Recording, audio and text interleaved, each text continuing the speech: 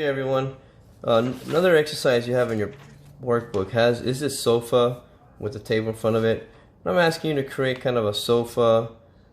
Assume that there's light coming from this direction, right here. And that's actually a glass table, so you should be able to see beyond the sofa as well. So again, you can print this out. If you don't have a printer, you can trace it right over your computer if you want. Just make sure you trace it on marker paper. Marker paper is going to be a little more forgiving. And this is where I'm going to kind of show you this trick. A couple of tricks right now. The post-it notes and this trick with the plastic bag and kind of using the markers at a lighter value. Specific if you don't have particular values. The post-it notes are there for you if you don't want to. Let's say you have a different color rug area and you don't want to go beyond that, or you don't want to go beyond this area, right? Or you don't want to go beyond this area, right? But I'm going to leave it here because I'm not going to need that for there.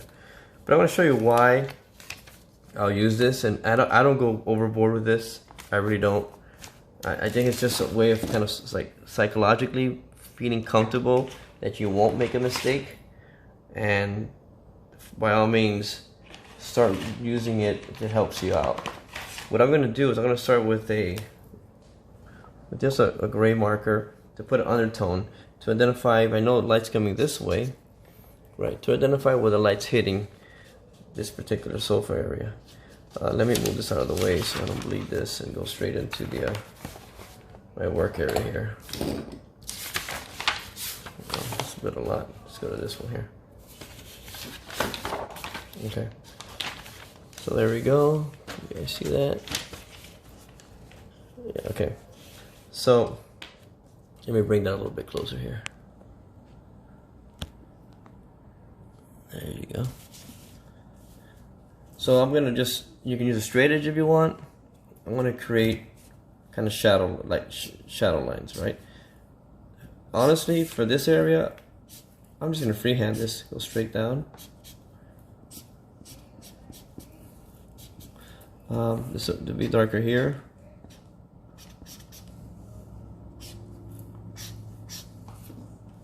Probably be darker down this line here.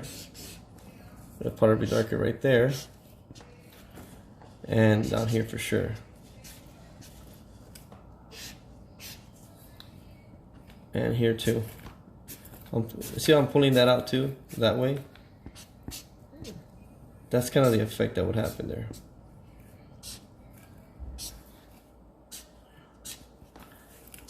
And this side, of course, will be darker right there,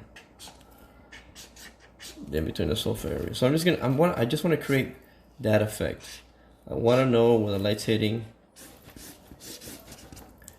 Right, I want to be comfortable with that. And this is what the poster is good. It's good for. I won't bleed into that area. See, when I do that.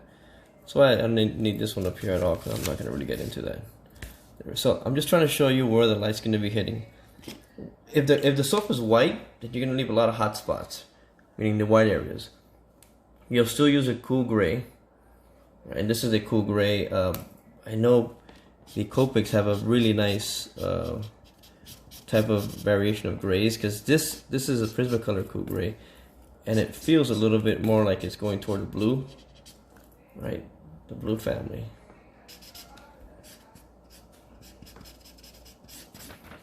I'm just going to create these streaks now here. Now let's say this sofa, I don't know what color let's say it is, I don't know, more of a grayish tone because it's more blue. Let me go over it with my, do I have a warm 3 right now? Well, this might be a little too dark. That one. Let's say the sofa has that final color. I still want to create more of a gray undertone with a shadow, like the cool grays I'm creating right now. I'm going to jump to, this is a 60% gray, right? And I'm going to get more intense in this area right here. And here. And in here. And here.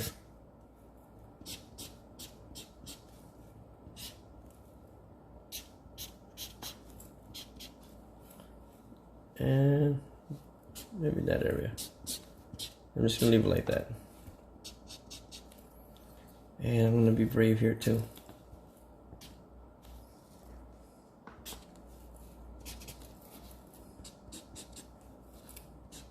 That's a little bit darker.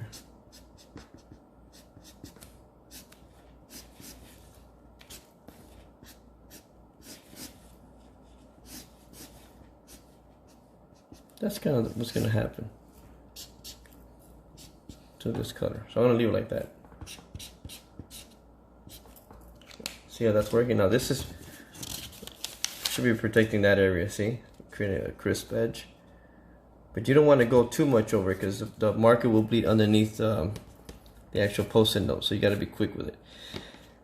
I like that. This is going to be kind of the final color of the sofa, right? Just going to be more of a white, and I'm going to go over it now. I'm going to start here, right? I'm going to pull this way. I'm going to pull this way. On the top too. I'm going to leave some white areas, right?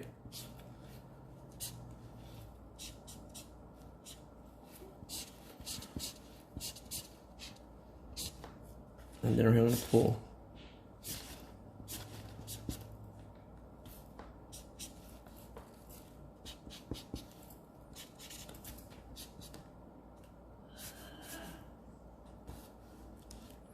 And here. Real quickly, just do that.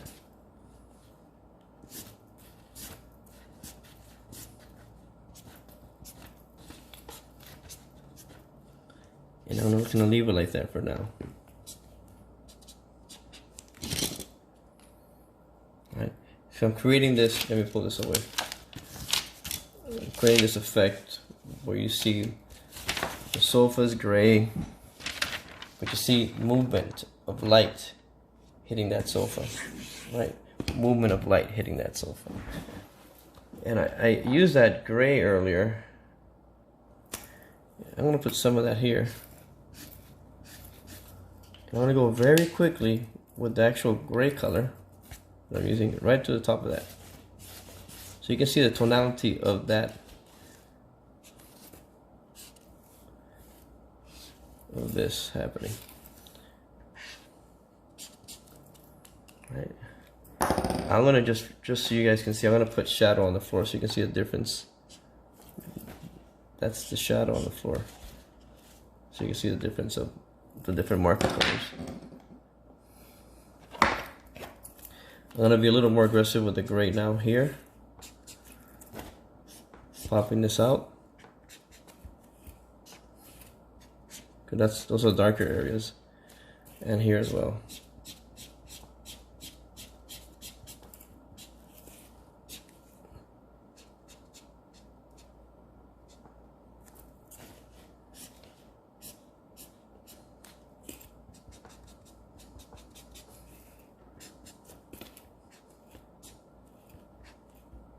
Don't worry about that piece. So there is kind of like that effect of that gray, the gray sofa. You want to create texture on the sofa? Get yourself a pencil or something and create some texture on it, or a color pencil on it. But let's go to this. That's all I would leave if that's a glass table. That's exactly how I would leave it. And if you have the actual Prismacolors, they have this bluish tint to it, and I'm gonna go over it like this. Say this is the glass table right there, right? Let me get a 30. Do I have a cool gray 30 somewhere? 60, 50. Where's my 30? I'll do this to my 30. Yeah. And I'm gonna create an edge here and then create some streaks. And that's all I would do.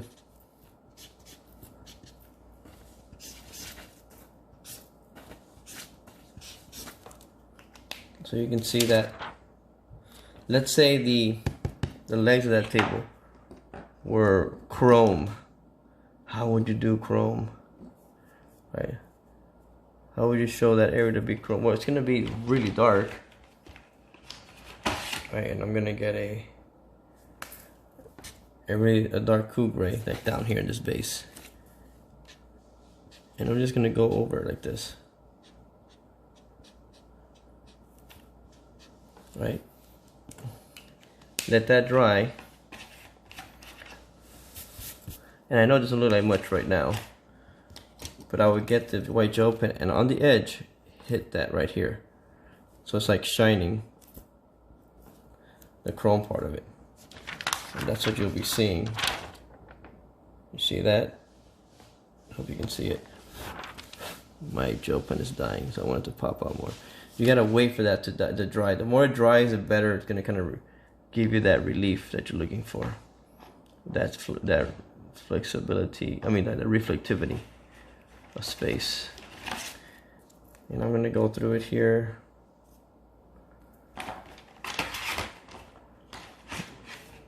Let me go.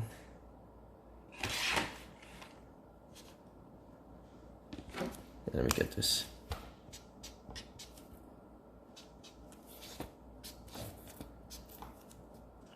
Because it'll be a different color on it there. Yeah, gel pen ran out there. And that's what, I may put a little edge here. And there you go. That's how we leave it like that. Right? Quickly leave it like that. You kind of see a sense of the space already happening. You see light to dark, the hot spots. And here's the thing about, that's why I like you guys to start with gray. If your couch was a different color, and I don't know what color, let's say it was this, that's what the marker I have in hand. Let's say it's this blush color, right? So it's of a kind of a nice warm color for the couch. This may be this gray may be too strong for it. You may not need that much, right? But you kind of go over the whole thing quickly.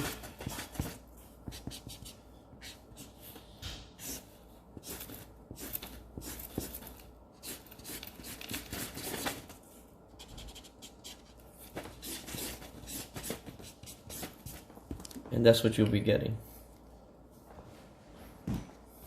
Like you see the variation of color to the gray. And you see that happening a lot in some of the rendering techniques. Let me make this more of an orange couch.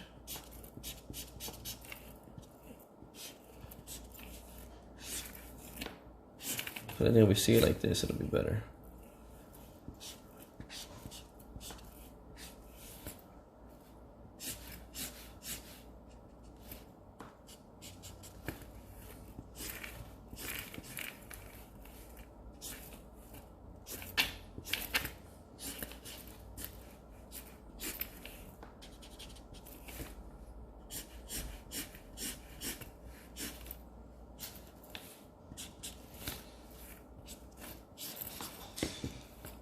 And I'm gonna leave it like that. Right.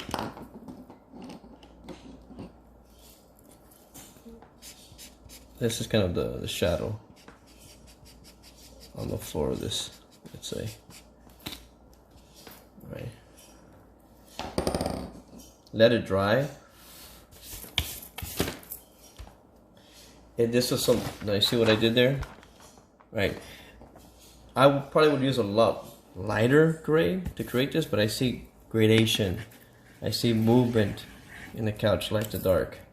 Now I used a blush for the first undertone, then I used a cadmium orange for the one on top, but very, very quickly. I went real quick over it. I'll let this dry. If this is, let's say, fabric, I'll kind of leave it like this, and I can get a color pencil and just kind of put texture over it with the side of the pencil, like, you know, like this. If this was, let's say, have a leather or leatherette look to it, that's what these lines are here for, that you see here. You see these little lines right here, right? These lines kind of represent that there's turning a corner, there's a highlight, there's a hot spot happening, like you would see in leather, right? And maybe you have a couple here. Maybe you see it on the edge. Right, so creating these hot spots right there. I don't like going crazy with it, but it'll help create that illusion per se. Right? Oh, that this is kind of more of a leatherette, or dare I say vinyl, something like that. You create that effect. And you see what I did here? I still left some of that. It looks like the glass, you can see right through it right there. If anything, I'll probably put a shadow on the floor, a more prominent shadow, like right here, because that's the